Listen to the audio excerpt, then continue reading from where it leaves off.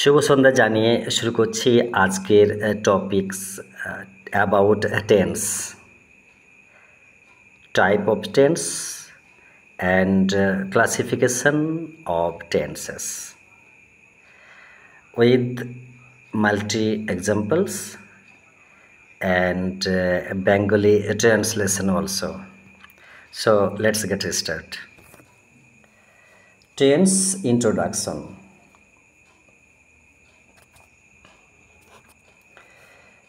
Tense শব্দের অর্থ সময় বা কাল। সঠিকভাবে ইংরেজি লেখার প্রধান শর্ত হল টেন্স। তাই টেন্সকে ইংরেজি ভাষার প্রাণ বলতে পারি। ভার্ব বা ক্রিয়ার কাজ সম্পাদনের সময়কে টেন্স বা কাল বলে। টেন্স দ্বারা সময়কে উল্লেখ করা হয় এবং যা বর্তমান, অতীত কিংবা ভবিষ্যৎ হতে পারে। কাইন্ডস অফ টেন্স মানে টেন্স এর প্রকারভেদ।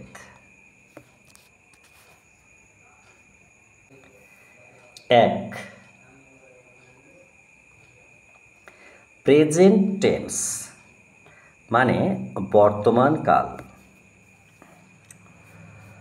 কোনো কাজ বর্তমানে হয় বা হচ্ছে এইরূপ বোঝালে এর কালকে প্রেজেন্ট টেন্স বলে। যেমন সেন্টেন্সগুলো বলার আগে আমার একটি অরাল মৌখিক একটি নোটিশ আছে যে এই ভিডিও ক্লিপটি তার জন্য নয় যে বিচলিত, চঞ্চল, ব্যস্ত, উন্মাদ, তন্ময়, ম্যাড বা ইমপেশেন্ট তার জন্য নয়। যে শেখার প্রতি আগ্রহী এবং যার প্রবল ইচ্ছা আছে, ধৈর্য আছে তার জন্য। কেননা আমি টিচিং দেওয়ার ক্ষেত্রে আমি এটা বিগত কয়েক বছর থেকে বিষয়টি অবজার্ভ করছি আমি যে স্টুডেন্টদের মাঝে ধৈর্য খুব কম। এই জন্য আমি পূর্বেই বলে নিলাম। এনিওয়ে, শুরু করছি মূল টপিকস। আমি স্কুলে যাই। এর ইংরেজি ট্রান্সলেশন হচ্ছে সেন্টেন্স হচ্ছে আই গো টু স্কুল। আমি স্কুলে যাচ্ছি মানে I am going to school. To, past tense মানে হচ্ছে অতীত কাল। কোনো কাল কাল বলতে এখানে যে আমি বলছি কাজকে বোঝানো হয়েছে। কোনো কাজ অতীতকালে সম্পূর্ণ হয়েছিল বা হচ্ছিল এইরূপ বোঝালে এর কালকে পাস্ট টেন্স বলে। যেমন আমি স্কুলে গিয়েছিলাম। I went to school. আমি স্কুলে যাচ্ছিলাম। I was going to school. 3, future tense যাকে বাংলায় ভবিষ্যৎকাল বলে। এবার দেখো রুলটা কিভাবে বলছে। কোনো কাল অতীতকালে সম্পন্ন হবে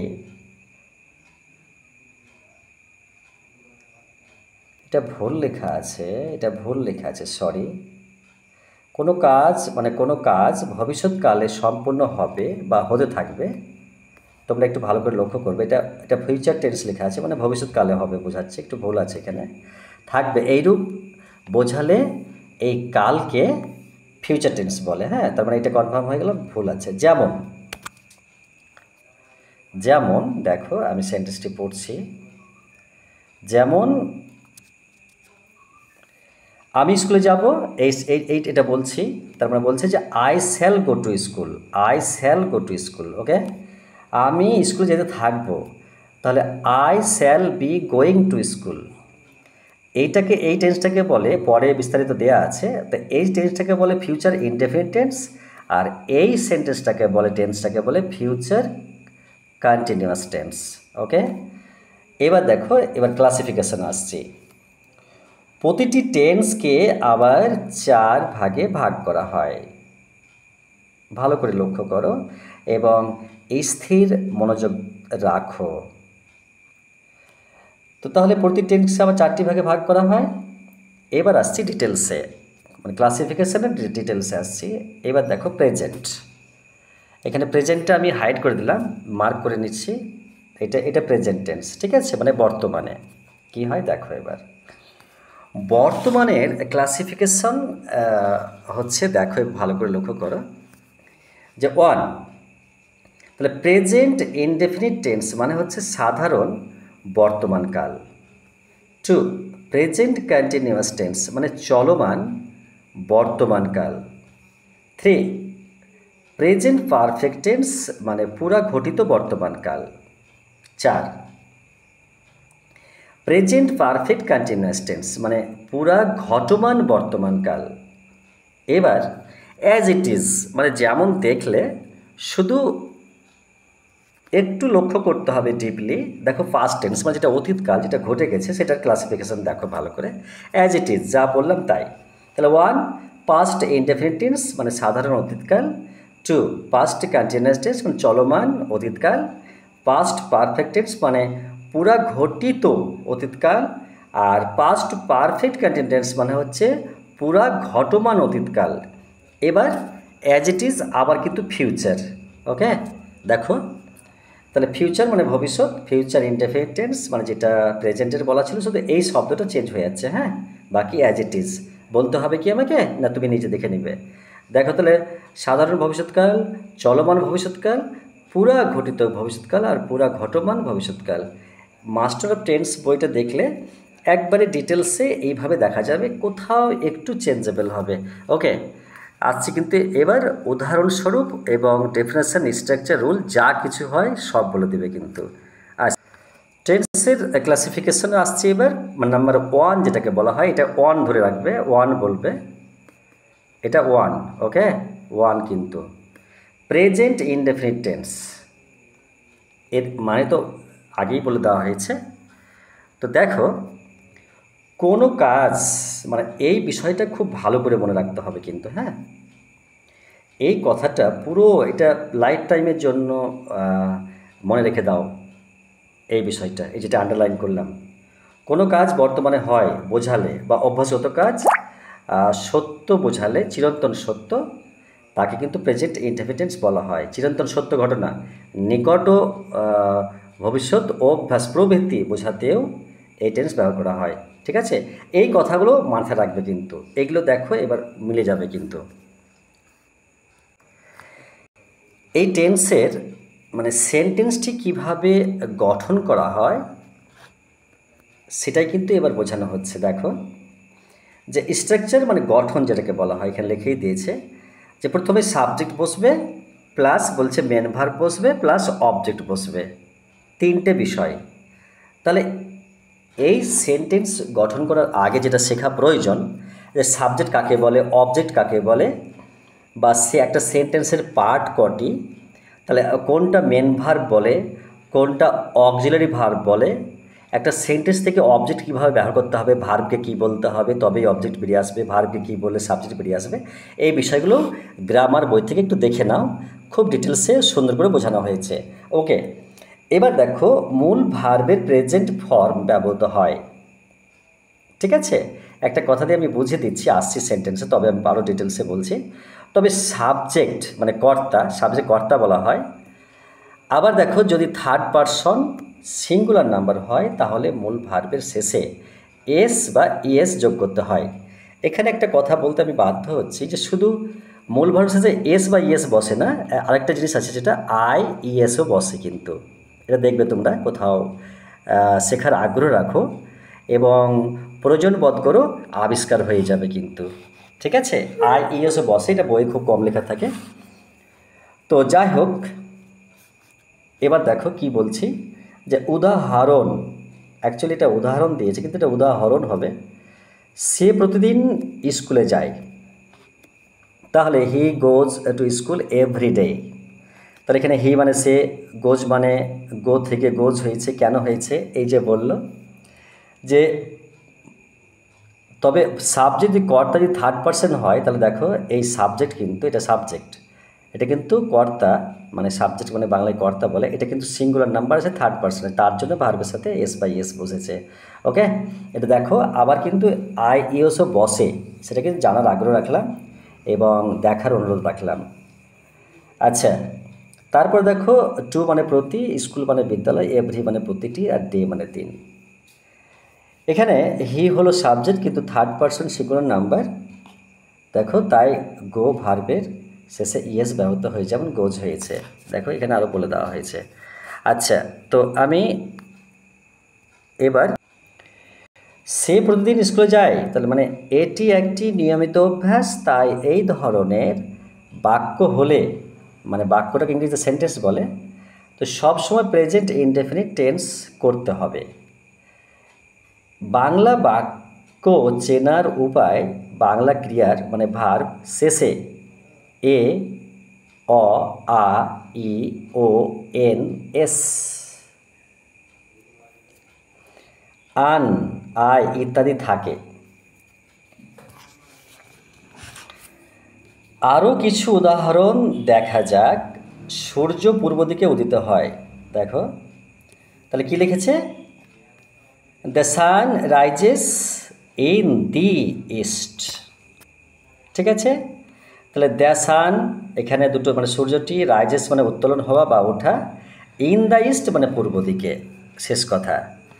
ওকে, তো আমি দেখো আরও কয়েকটি সেন্টেন্স দেওয়া আছে, আমি স্টেপ ওয়াইজ সেগুলো পড়ছি এবং বলে যাচ্ছি, আন্ডারলাইন করছি।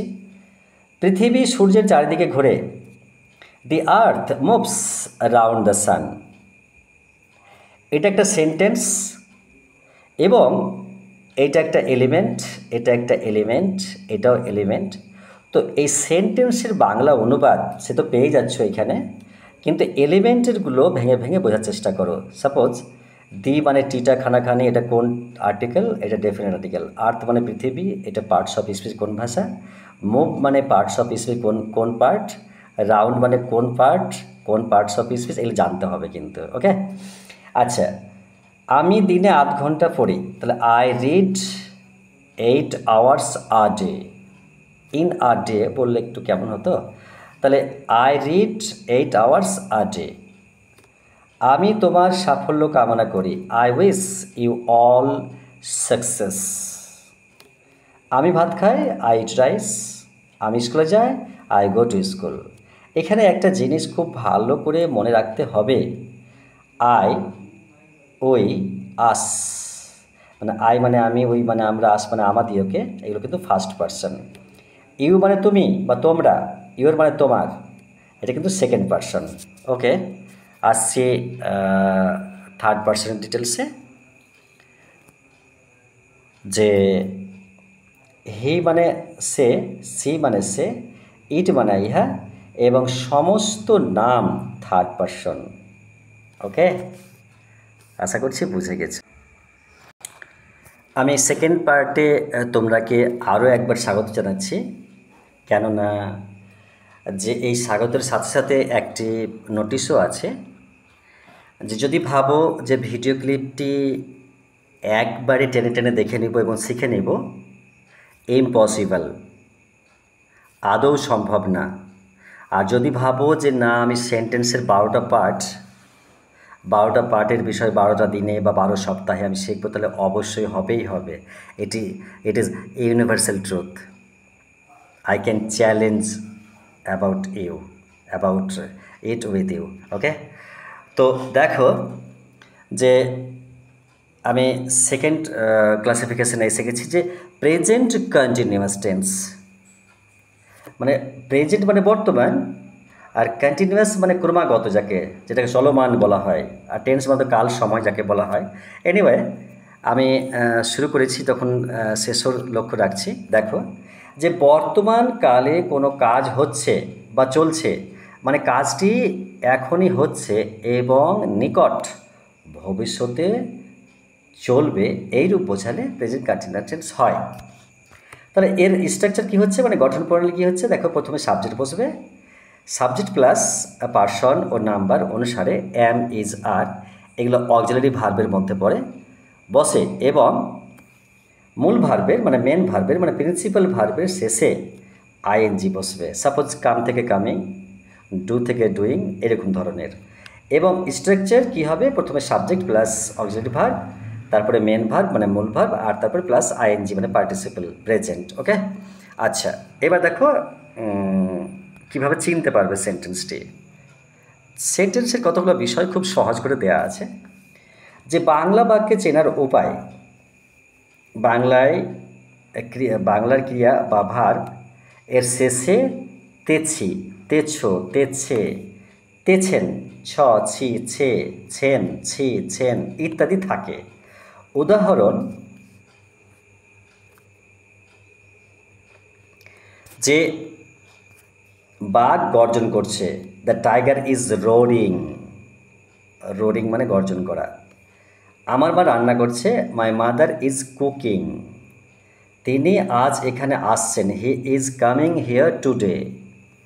আমি পড়তে যাচ্ছি, I am going two tuition. আমি ভাত খাইতেছি, আই অ্যাম ইটিং রাইস। সে স্কুলে যাইতেছে, he is going to school. তোমরা বই পড়তেছ, ইউ আর রিডিং বুক। দেখে নিচ্ছি, সরি, এক্সট্রিমলি সরি।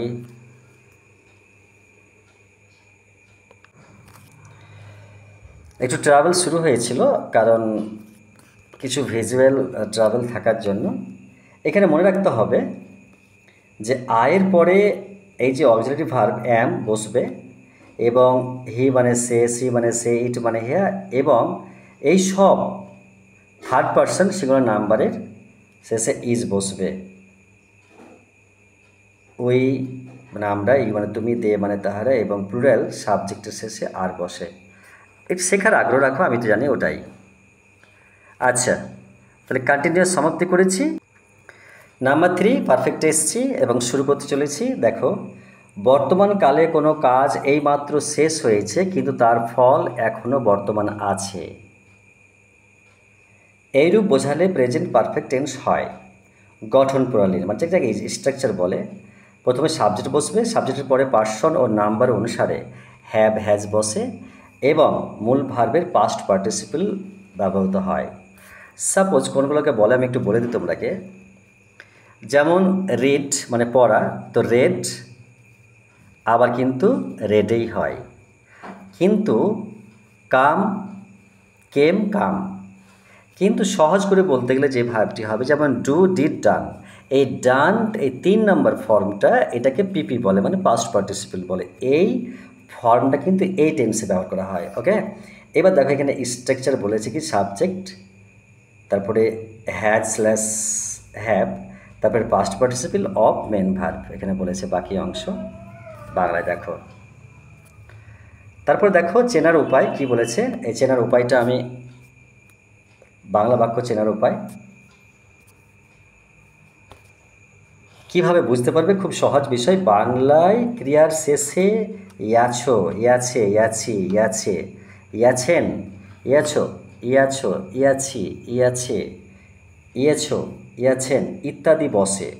এছাড়া করিনি, করি নাই, খাইনি, খাই নাই বোঝালে প্রেজেন্ট পারফেক্ট টেন্স হয়। উদাহরণ, যে উদাহরণগুলো আমি পড়ছি, দেখো একটু তোমরা মনোসংযোগ রাখো, ডোন্ট বি এক্সাইটেড। রহিম এই বছর উচ্চ মাধ্যমিক পাস করেছে, তাহলে Rahim has passed the HS exam, মানে এক্সামিনেশন, এটা সংক্ষেপে দিয়েছে, ইন দিস ইয়ার। মানে আমি তোমার চিঠি পেয়েছি, তাহলে I have received your letter. আমি এখনও খাইনি, I have not yet taken my meal. সে ঘুমোতে যায়নি, he has not gone to sleep. তারা কেউ বিয়েতে আসেনি, none of them has attend the wedding. এখানে মনে রাখতে হবে কি, দেখি চলো, যে subject third person singular number হলে হি সি ইট কোনো ব্যক্তি, বস্তু, জায়গা বা প্রাণীর নাম বোঝালে হ্যাজ বসবে। আই মানে আমি, ওই মানে আমরা, ইউ মানে তুমি বা তোমরা, দে মানে তাহারা, এবং অন্য সব প্লুরাল সাবজেক্টের শেষে হ্যাভ বসবে। বোঝার আগ্রহ রাখো, তবেই শিখে দিতে পারবে।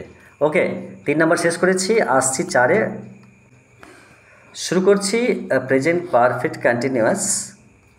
আমি একটা কথা পূর্বেই বলেছি যে প্রতিটি টেন্সের যে রুলসগুলো, যেমন এখানে আমি যেমন বলতে চাইছি যে ভালো করে দেখো যে এই বিষয়টা বর্তমান কালে কোনো কাজ পূর্বে থেকে আরম্ভ হয়ে এখনও হচ্ছে বা চলছে এইরূপ বোঝালে ভার্বের প্রেজেন্ট পারফেক্ট কন্টিনিউয়াস টেন্স হয়। কিন্তু এই টেন্সের মানে দেখো কিভাবে গঠন করা হয়েছে, যে সাবজেক্টের পরে পার্সন ও নাম্বার অনুসারে হ্যাজ বিন, হ্যাভ বিন বসে, মূল ভার্বের শেষে আইএনজি বসে, মানে মেন ভার্বের শেষে। যেমন স্ট্রাকচার বলছে subject plus have been slash has been plus main verb plus ING, মানে প্রেজেন্ট পার্টিসিপল, বাকি অংশ মানে যেটা অবজেক্ট বলো বা এই এক্সটেনশন বলো, যা বলবে বলতে পারো, এই সব বিষয়গুলো বসে ওখানে। তারপরে দেখো এবার কি বলেছে, চেনা যায় কিভাবে। বাংলা বাক্যে চেনার উপায়, যেমন বাংলায় ক্রিয়া শেষে তেছো, তেছি, তেছে, তেছেন, ছ, ছি, ছে, ছেন, হ্যাঁ, ছ, ছি ইত্যাদি উল্লেখ থাকে এবং তার সাথে সময় রূপ থাকে। উদাহরণ, তারা গত 4 বছর যাবৎ কলকাতায় বাস করছে। হ্যাঁ, তাহলে এখানে দেখো আমি কি বলেছিলাম যে প্রতিটা টেন্সে কিন্তু হ্যাভ বিন অথবা হ্যাজ বিন থাকবেই। তো এখানে তারা গত 4 বছর যাবৎ কলকাতায় বাস করছে, তাহলে they have been living in Kolkata for the first 4 years. এখানে ফরটা কিন্তু একটু উল্লেখ রাখো, হ্যাঁ, ফরটা। তিনি গত রবিবার থেকে উপোস করে আছে, তাহলে he has been fasting since Sunday. এখানে সিন্সটা মনে রাখতে বললাম, ঠিক আছে। প্রথম সেন্টেন্সে বললাম ফর, আর এখানে সিন্স বললাম, এই দুটো বিষয় মনে রাখবে অবশ্যই। তারপরে দেখো যে করুণ বাবু আমাদের অনেক দিন ধরে ইংরেজি পড়াচ্ছেন, তাহলে বরুণ বাবু has been teaching us English for a long time, ঠিক আছে। ফর এখানে কিন্তু ফর আছে, ফরের জন্য লং টাইম কেন বসলো এখানে বুঝে উঠতে পারলাম না। আচ্ছা, এরপর দেখো কি বলছি, যে এই মাসের 5 তারিখ থেকে বরুণবাবু has been teaching us for a long time. ও এখানে ফর কেন বসলো বুঝতে পারলাম না, দেখছি। এই মাসের 5 তারিখ থেকে বৃষ্টি হচ্ছে, তাহলে it has been raining since the 5th instant. আমি 6 ঘন্টা ধরে পড়ছি, তাহলে I have been reading for 6 hours. আমি 3 ঘন্টা ধরে কাজটি করতেছি, তাহলে I have been doing this work for 3 days.